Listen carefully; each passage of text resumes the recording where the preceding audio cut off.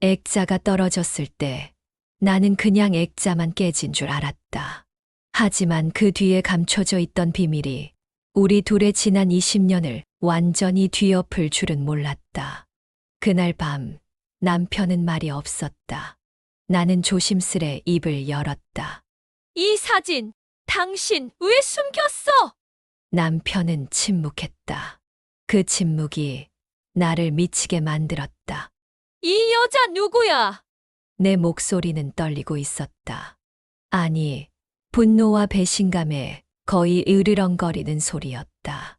그는 조용히 의자에 앉더니 깊은 한숨을 내쉬었다. 그리고 입을 열었다. 그 사람, 내 아내였어. 당신을 만나기 전. 심장이 멎는 줄 알았다.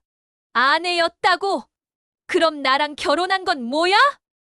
나는 당신에게 말할 수 없었어. 그 사람이 떠나고 나서 나는 아무것도 할 수가 없었어. 그런데 당신이 나타났고, 그래서 그냥 묻어두고 살고 싶었어. 나는 그 순간 20년 동안의 모든 순간들이 거지처럼 느껴졌다. 그와 함께 웃고 울고 아이를 낳고 함께 늙어간다고 믿었던 모든 것들이. 당신, 나를 사랑한 적은 있어? 그는 대답하지 않았다. 그 침묵이 모든 대답을 대신했다. 나는 조용히 일어났다. 그리고 그 액자의 유리 조각을 치우며 생각했다. 깨진 건 액자가 아니라 우리였다. 그런데 그 사람의 과거를 몰랐던 내가 잘못한 걸까? 아니면 말하지 않은 그 사람이 나를 속인 걸까? 20년을 함께 살아도 정말 누군가를 완전히 안다고 말할 수 있을까? 당신이라면 용서할 수 있었을까? 나는 멍하니 식탁 위에 놓인 찻잔을 바라보았다. 식은 차는 이미 반쯤 비어 있었다. 그 사이 내가 무슨 생각을 했는지도 기억나지 않았다. 말해줘. 나는 다시 조용히 말했다.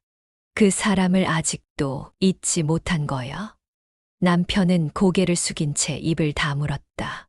그런 그의 옆모습을 보며 문득 낯설다는 생각이 들었다. 우리가 함께 보냈던 수많은 시간들이 아니라 그 침묵 하나가 내게 가장 깊이 남았다. 나는 물끄러미 그를 바라보다가 자리에서 일어났다. 무거운 발걸음으로 거실을 지나 침실 문을 열고 들어갔다. 문을 닫는 순간 쿵 하는 소리가 내 마음에서도 울렸다. 거울 앞에 앉아 내 얼굴을 바라보았다. 피곤하고 슬프고 무엇보다 모르겠다는 생각뿐이었다.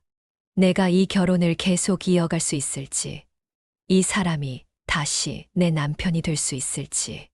사랑이란 감정은 진실이 사라지면 어떻게 되는 걸까? 그의 진심은 어디까지였고, 거짓은 어디서부터였을까? 그 모든 걸 알게 된 지금, 나는 어떻게 살아야 할까? 그리고 또 한 가지, 가장 두려운 질문이 머리를 스쳤다. 혹시 나도 그에게는 또 다른 숨겨진 과거였던 건 아닐까? 나는 서랍을 열었다. 가장 안쪽 손끝으로도 잘 닿지 않는 그 깊숙한 곳에 넣어두었던 여행용 가방을 꺼냈다. 딱히 갈 곳이 있는 것도 아니었다. 다만 여기엔 더는 있을 수 없다는 생각만이 확실했다. 첫 번째로 손이 간 것은 아이의 사진이었다. 돌사진, 첫 유치원 등원날, 가족여행에서 찍은 흔들린 셀카. 이건 가져가야지. 나도 모르게 중얼거렸다. 누군가 들었으면 오히려 다행의 말투로. 옷장을 열었다. 이곳에서 나눈 웃음들이 옷깃에라도 묻어 있는 것 같았다. 그런데도 손은 빠르게 움직였다.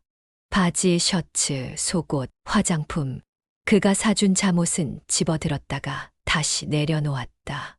그때 방문 너머에서 조용한 발소리가 들렸다. 그는 아무 말 없이 방문 앞에 멈췄다. 문 하나를 사이에 두고도 나는 그가 울고 있다는 걸 느낄 수 있었다.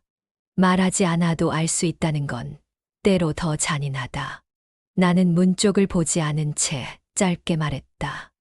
당신을 떠나는 게 아니야. 그냥 나를 좀 찾고 싶어. 아무 대답이 없었다. 나는 문 뒤에 서 있는 그의 그림자를 상상했다. 혹시 무너져 내리고 있을지도 모른다는 생각에 마음 한구석이 시렸다. 하지만 나는 등 돌리고 다시 짐을 챙겼다. 사랑만으로는 안 되는 일이 있다는 걸 이제는 알 것 같았다. 어디로 가야 할지 모르지만 지금은 이 집을 나서야만 했다. 그래야 나도, 그리고 어쩌면 우리 둘 다 다시 숨 쉴 수 있을 테니까. 나는 조용한 해변 마을의 작은 호텔에 도착했다. 택시에서 내리자 바닷바람이 불어왔다. 낮은 파도 소리가 귓가에 스며들었다. 어쩌면 이곳을 찾은 건 나도 모르게 잠시 멈추고 싶었기 때문인지도 모른다.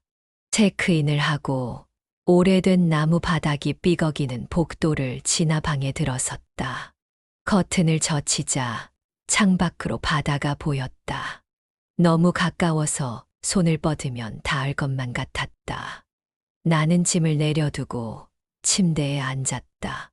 익숙한 것들이 하나도 없는 이 낯선 공간이 이상하게도 편안했다. 누구의 시선도 질문도 없는 곳. 오직 나만 존재하는 곳. 나는 핸드폰을 꺼냈다. 미처 참아 끄지 못한 상태였다. 부재중 전화는 하나도 없었다. 그도 나처럼 말 없이 시간을 보내고 있는 걸까? 나는 깊은 숨을 들이쉬었다.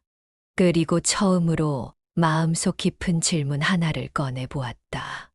나는 이 결혼에서 나였던 적이 있었을까? 언제부터 나는 그 사람의 아내, 아이의 엄마, 누군가의 며느리로만 살아왔던 걸까? 처음 이 집에 들어왔을 땐 꿈을 꾸는 기분이었다. 내가 만든 가족, 내가 꾸린 삶. 하지만 지금 생각해보면 그 모든 것들이 내 것이었다고 확신할 수 없었다. 그의 과거도 내 현재도 불안하게 흔들리는 모래성 위에 지어진 건 아닐까. 나는 침대 맡 노트에 펜을 들어 글을 적기 시작했다. 그에게 쓴 것도 나 자신에게 쓴 것도 아닌 그냥 써 내려가고 싶은 말들. 이름을 불릴 때마다 나라는 느낌이 들기를. 거울을 볼 때마다 조금씩이라도 괜찮은 사람이 되기를. 그리고 언젠가는 다시 사랑을 믿을 수 있기를. 마지막 줄을 쓰고 펜을 내려놓았다. 바깥에서는 파도 소리가 더 가까이 들려왔다. 마치 내가 다시 살아가도 괜찮다고 말해주는 듯했다. 바다를 오래 바라보다가 나는 결국 핸드폰을 다시 들었다. 그의 번호는 아직도 단축번호 1번에 있었다. 몇 번이고 손가락이 화면을 맴돌았다.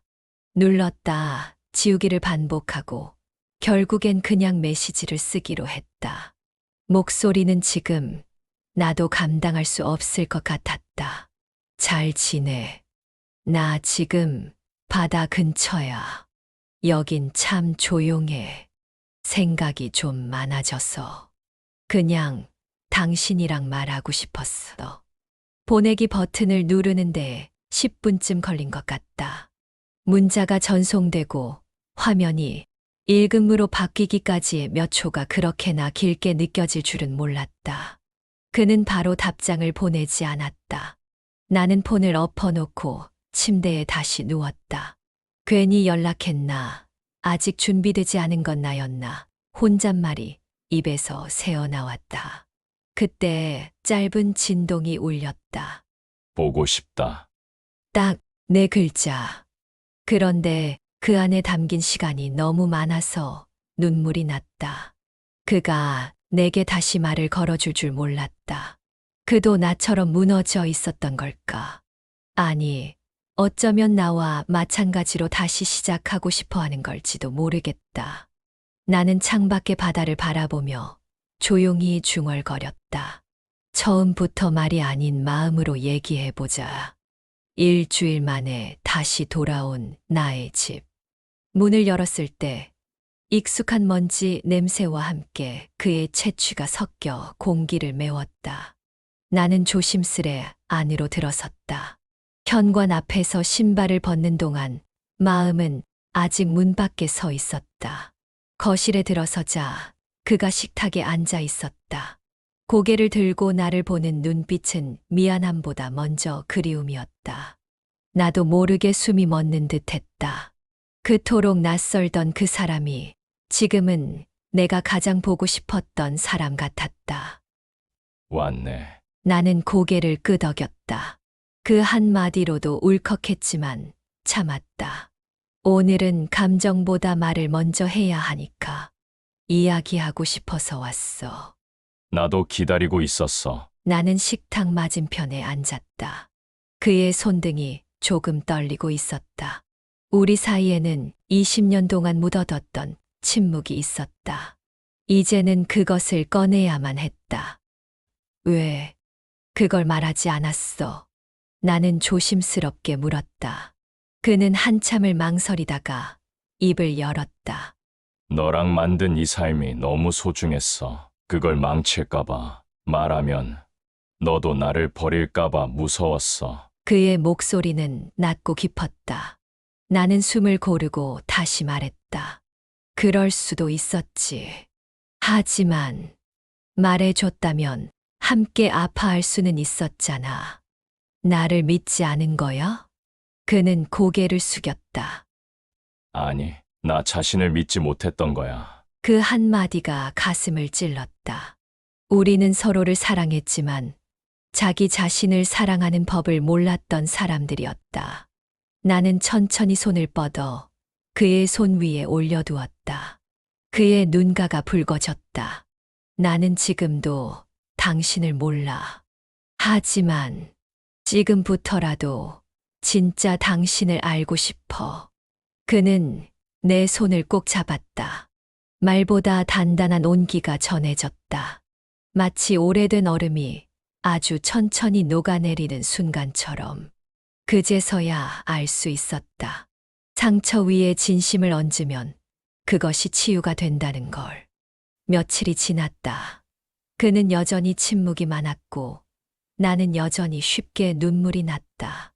우리는 서로를 이해하려 노력하면서도 가끔은 아주 작은 말에 상처받고 돌아서기도 했다.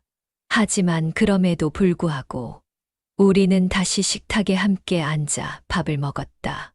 그가 밥을 지으면 나는 국을 끓였다. 이전처럼 익숙하게, 그러나 지금은 더 조심스럽게. 어느 날 마당에 핀 작은 민들레 하나를 함께 바라보며 그가 말했다.